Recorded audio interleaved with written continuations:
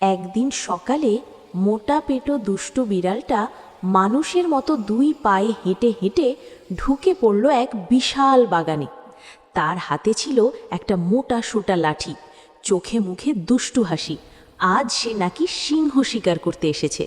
হঠাৎ সামনে বসে থাকা সিংহটার মাথায় ধপাস একবারই মারতেই সিংহটা অজ্ঞান হয়ে গেল। দুষ্ট বিড়ালটা তখন সিংহটাকে উল্টো করে গাছের ডালে ঝুলিয়ে দিল। সিংহ চিৎকার করতে লাগলো, বাঁচাও বাঁচাও। এই চিৎকার শুনে দৌড়ে এলো এক মোটা পেটো বাঘ। কিন্তু বাঘ আসতেই দুষ্টু বিড়ালটা সামনে দাঁড়ালো। শুরু হলো ভয়ঙ্কর ফাইট। বাঘও গেল কুপোকাত। দুষ্টু বিড়ালটা তাকেও উল্টো করে গাছের ডালে ঝুলিয়ে দিল। ঝুলে ঝুলে বাঘটা ফোন করলো তার বন্ধু ইঁদুরকে।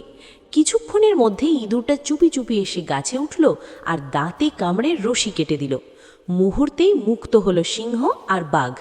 তিনজন মিলে এবার ঝাঁপিয়ে পড়ল দুষ্টু বিড়ালের উপর।